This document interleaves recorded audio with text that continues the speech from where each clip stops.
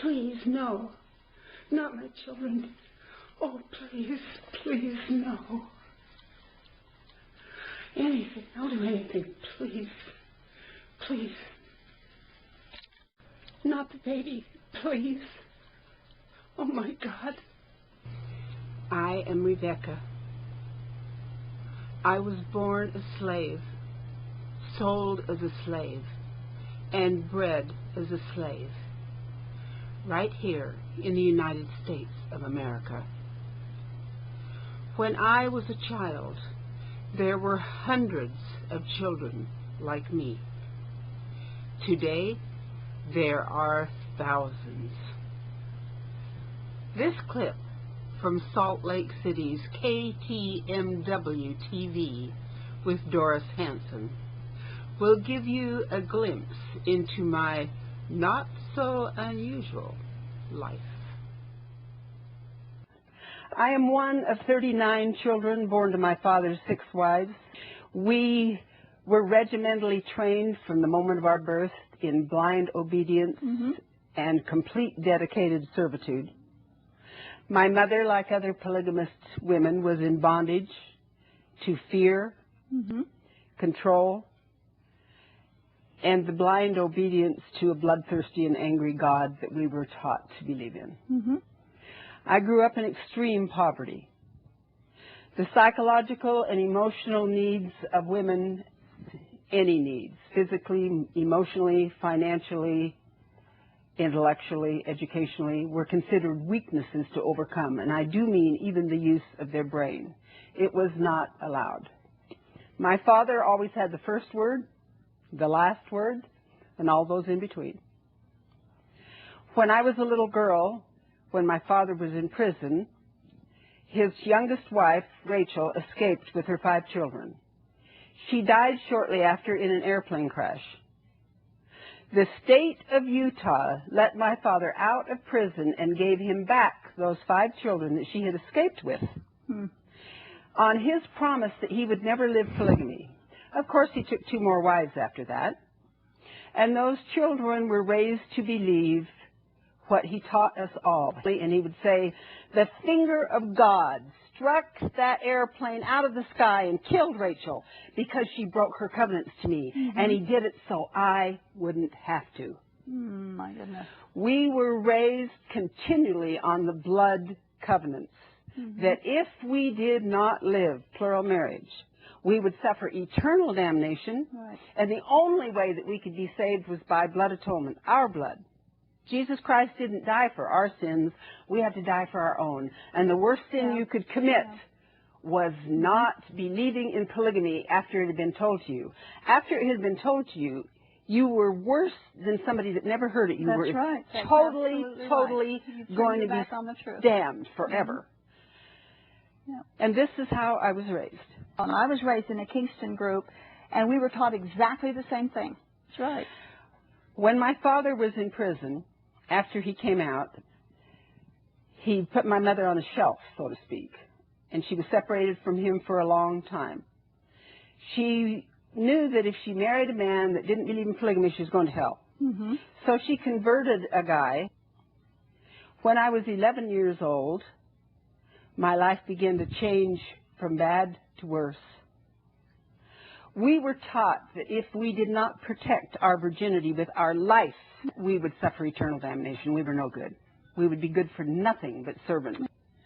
At 11 years old, my stepfather beat me violently. He drugged me by the hair of my head till he pulled handfuls of my hair out. He hit me so hard, he knocked out part of this eyebrow, which is missing. There's scars on my face. There are scars on my body I've had all my life.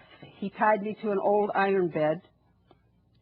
My one leg is slightly longer than the other. My spine is twisted and made me a little crippled for years. But I survived that rape.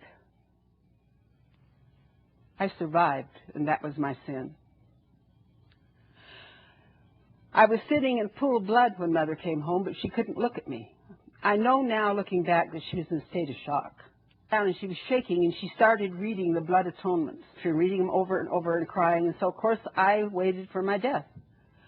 I believed with all my heart they were coming to kill me, and I had to die. no medical care, and I should have had medical care, but I never did. Yeah. Confined to the house, waiting for them to come and kill me. Because I survived. Because you survived the rape. That's right, because I survived. And I was supposed to protect my virginity with my life, and I lived, so I was no good. And so I began to pray. And I asked God, well, I look at it now, and I think I spoke to God like a young attorney. But I said, God, you gave me life. If you want to take it, it's okay with me. But there's only one thing I ask. Give me wisdom. Why would I have to die for a crime committed on me? If you're a just God, why? Even at 11 years old, somehow in that moment I knew no just God would ask that. So I told God, if you choose to let me live, give me wisdom. And I promise, if you open the door, I'll walk through it. And I've done that. I'm here. Yeah, here it is. And this is typical in the other polygamy groups. You would be punished for a crime committed against you, and yet the man who did it to you was fine. He was held unaccountable, totally unaccountable. Absolutely unaccountable. When I was approximately 15 years old, I was married. I say approximately because all of the birth certificates of my mother's children were forged. It does not matter whether you are wife number 1 or wife number 101. You are still property. It is a misconception that if you're the first wife, your life is going to be nice. I was the first wife. And I was told before I got married, now listen, you have to live polygamy. It's a covenant you must do for your salvation. If you don't, you will suffer eternal damnation. Right. And if you turn away from the gospel, now that it's been told to you, you're even worse off than you're worse than you ever could possibly be, and the only way you can be saved is by blood atonement. Your blood can be shed to save your soul. And of course, we love you and we do want to save your soul. But you have your free agency. You may choose.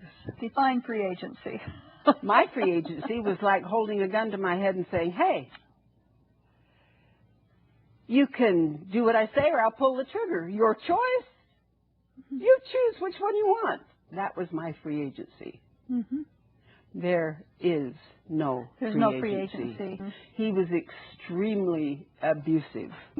If he wanted to make me sad, it was threaten the baby. And that's not freedom of choice. There is no freedom of choice in fundamentalist religious polygamy. That applies to all fundamentalist religious polygamy, Muslim and otherwise. It does. Because when they believe that they are self-appointed gods and the rules they make don't apply to them. That's right. It is not religion. It's a symptom of full-blown narcissism. These are the famous and infamous polygamists in my life. In 1945, these polygamous men were released from Utah State Penitentiary. They said they were there for religious persecution, but the police report said something quite differently. This man is my father, Morris Coons. This man is Dr. Reuben Clark Allred, the head of the Apostolic United Brethren, known as the AUB, or the Allred Group. He is also my uncle. This man is Joseph Lyman Jessup, another one of my uncles. I think I'm related to every Jessup in every polygamous group that there is. This is Heber Kimbel Cleveland. He was my father-in-law. And this is David Darger. Same family as Joe Darger, who wrote the book Love Times 3. At that time, there were 183 sex crime charges against polygamous men, unlawful cohabitation, the Mann Act, and 4 pages of child brides on public record. There was no religious persecution. And Jeff's here with his child brides. Rula Jeffs performed my marriage when I was a child bride. Child brides are a very important part of polygamy. Government funds are the backbone of polygamy, creating wealthy leaders and thousands of illegitimate children. All of these wives of Warren's are illegitimate wives, and they will have illegitimate children. This is Warren before they caught him and put him in prison. But Warren is just one of many. If the men had to be responsible for the children they spawned, financially responsible, polygamy would quickly shrink. Our religion taught us that we must live polygamy or suffer grave consequences. It taught us that we must have a child every year or as often as possible to expand God's kingdom. Of course, this expanded government funds, child labor, the workforce, the tithing. The more people, the greater the money. We were taught that we must be obedient to make our husbands gods in eternity, where they would people their own planet with their own seed. But in reality, we made religious crime lords, financed by your tax dollars, hiding their assets in corporations, ranches, and other untouchable entities, where no woman with a paternity suit could ever reach. Winston Blackmore, $4.3 million behind in his personal taxes.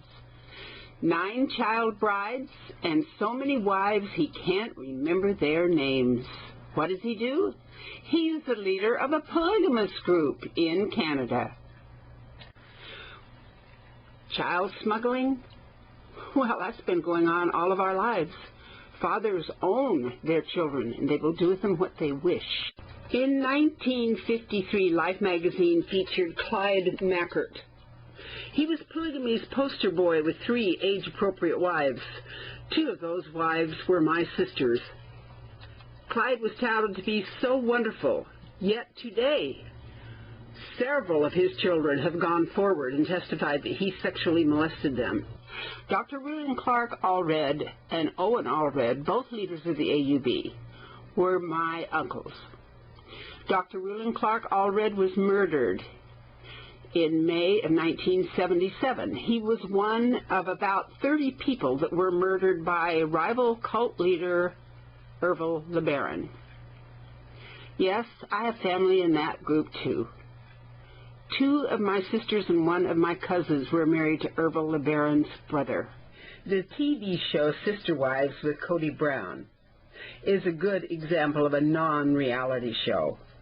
Cody and I share a maternal grandfather. We're both products of being raised in the AUB, Apostolic United Brethren. And Cody's wife, Christine, is my cousin. We were all raised on the same FLDS doctrine, including blood atonement. Cody's wives admit that polygamy is their faith. For his wives, consider the alternatives their faith offers them before you judge them. This is Joe Darger. He wrote the book Love Times 3. His twin wives, Vicki and Valerie, are my nieces. Joe Darger is from Dave Darger's family. Darger also has relatives down in Colorado City, Hildale, FLDS country. David Darger is the secretary and treasurer of the fire department, but is also the city manager. It was David Brigham Darger who had such great influence on Brady Williams, who has the My 5 Wives show on television on the Learning Channel. Tom Green was another famous TV polygamist. Here's a picture of him with 5 child brides. 3 of them are his stepdaughters. The youngest one, Linda Coons, was my niece. According to the police report, Tom was cohabiting with her when she was 12 years old. When I asked my brother John why he didn't protect her, he said, "You have no idea how much trouble that would cause me with the brethren. Don't even ask." Tom did go to prison, but he kept Linda. The Christian group gets in the news primarily because of their violent beating of their children, their incestuous marriages, and the extreme wealth of the men and the extreme poverty of the women. Rolling Stone magazine calls them America's most twisted crime family. 3 different churches by 3 of the LeBaron brothers, Joel, Ross, and Ervil. Ervil had his brother Joel murdered in order to take over his church. And of course, he is the one that had Rulon Clark Allred murdered, my uncle of the AUB. Left a trail of bodies from Mexico through California, Nevada, Utah, and Texas. Before making this film, I decided to sneak back in to Warren Jeff's country. We are driving down the road to Short Creek, Arizona. Warren Jeff's country, Colorado City and Hildale. I have many relatives in this part of the country, sisters, cousins. I must be related to at least half the town. Today I'm sneaking back in with 3 other women that have escaped polygamy. The danger here in Short Creek is the police department, which creates more human rights violations than other criminals do. Because they are Warren's God Squad, they retaliate and brutalize in the name of God those who dare defy Warren. In Warren Jeff's community, when people call the state police to get help from the brutalization of the local God Squad, the state police will not interfere, claiming it's not their jurisdiction. These people are held captive in fear right here in the United States of America. They are too terrified to go on camera for fear of the retaliation. Polygamy is based on male privilege, sustained by fear and your tax dollars. Polygamy is more than a religion. It is a business. Follow the money trail and you'll see a blatant reality. The greatest support of polygamy is government funds. They have free child labor, tithing when money is made, and mass breeding pays tremendous amounts of money. Leaders of polygamous groups are wealthy. Women and children live lives of sacrifice, and men dedicate their homes and their lands if they're true believers. Warren Jeffs had over $50,000 in cash in the car when he was arrested. His church alone was worth $110 million. The trust fund for the FLDS, $5.5 million. And that just scratches the surface. This is Willie Jessup's $3.6 million mansion that he got in the auction from Warren Jeffs. He's thinking about turning it into a big senior center. That's right, you guessed it. It will be all entirely government funded.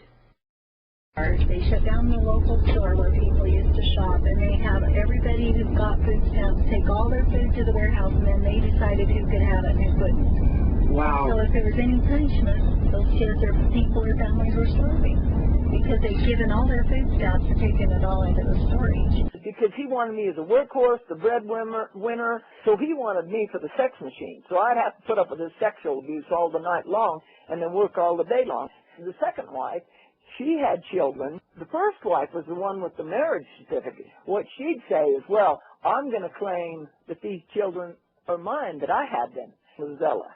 So she had this little baby, Kathleen, and the very day that she was born, this was told by the husband, I'm going to give this little baby to my first wife. She's going to record it as her baby and the birth certificate and everything else. And Zella just become irate. She's still laying there in the bed.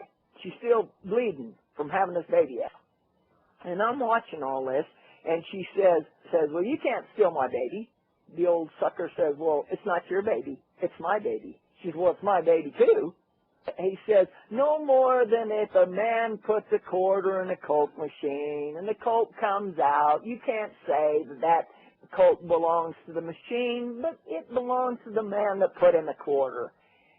And she says, well, I'm going to go to the law then. And he came over and he grabbed the hair on her head and they shook it. And he says, listen here to me. If you dare to go to the law, I will tell them that you're insane. They'll take one look at you with that screwy eye, which she always had an eye that would look off to the side, and they'll know that I'm telling the truth. They'll know that you're absolutely nuts, and they'll believe me, and they'll believe Francis. They're not going to believe you. And then the old sucker had his helper, which is this guy that was always sucking up to him, and he says, now, when this little girl gets to be 15 years old, you can take her for a wife. And Billy says, okay. Now, see, she had the mother there, which was held by the chain of, if you ever leave, I will keep your kid. So she's now a servant. She's got to stay there and be Francis a slave and take care of those children. But Francis could get welfare assistance for every child that she had. And then when she'd get all this government assistance, she would go off with Billy, and so Zella's left home taking care of the baby, changing the diaper. When the little girl was like 3 years old, and she come up, and she said something like wah wah or something like that to Zella, you know, who was standing by the sink, like I wanted a drink of water. And Francis said, that little girl just called you mother, didn't she? And Zoe said, no, she didn't. She says, yes, she did. And she backhanded her right across the face and whop. She said, well, no, she didn't. She says, damn you, don't you lie to me. You don't ever have that little kid call you mother. So then she goes in and gets the big sucker. He comes in, and, well, he's walking 90 miles an hour. He was taking the belt right out of his pants. And he started whipping her, Zella, across the face. She put up her arms to protect her face. And she had these big welts on her arms. And he says, put down your arms. And she says, no, you'll hit my face. And he says, put down your arms, damn you. And he just kept beating her. When it was all over with, Zella had these puffy eyes, and all she could see was these little slits, you know. She looked like a prize fighter. That's how badly she'd been beaten. And she had all these bruises all over her face and her arms. Was Kathleen married to Billy? Oh, yeah. 5 months after I got out of there, somebody came upstairs and said, I want you to know that Kathleen has just had a baby. I just felt bad. And I attended her funeral here about a month ago. She was given to him, promised him on the day she was born. How old was she when That is right. I think he started having sex with her when she was like 15 or 16. And nobody... I'm on my way to St. George now to talk with Ed Kociel. He's an author and a newspaper man that moved to this area to study polygamy. Kids were supposed to be in school. There were photographers through the harvesting period taking pictures of these kids working in the fields instead of being in school or instead of being homeschooled. They are put to work. The boys are put to work in the construction companies or in the various factories and things that they have out there in the Short Creek area, which range from companies that help to build local, state, and federal buildings to contracting with the Department of Defense with the United States military. There is a manufacturing company out there that makes tools and parts for the U.S. military under government contract because they can outbid, because they have kids from 5 years old on up working at these sites, picking up the debris, working as a cleanup crew. There are kids out there who are framing houses at 10, 11, 12 years old. There are kids out there driving bulldozers and backhoes at 12 and 13 years old. That's how the businesses are run. They're church-owned. They can outbid everybody else because they don't pay the labor, and so they get all these contracts. But they outbid everybody because they had underage boys out there working. We went past the elementary school. Like, it looked like nobody had stepped foot on those facilities for years. Through the various political and religious pressure that was placed upon the school district from Warren and his followers, that they had built some new schools, that they had bought new desks, new books, new facilities, new everything. All government funded. They had an airplane that they bought for the Colorado City Board of Education, so that way the members of the board could fly from Colorado City to Flagstaff or Phoenix for state Board of Education meetings. All of that went out the window because the minute it all happened, Warren ordered homeschooling for every child. Education takes place in the home, supposedly.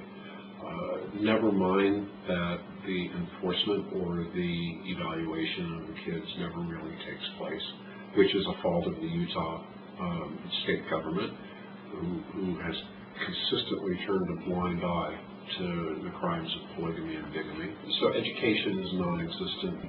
The kids are placed full-time into the construction companies, the metal shop prefab companies, the fields to work in the agriculture that's out there. Nonetheless, taxpayer money goes to build the school.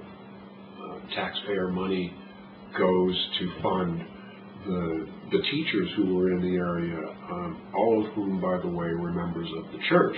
So the kids get pulled out of school, there are no students to attend the school, teachers are out of work, so guess what?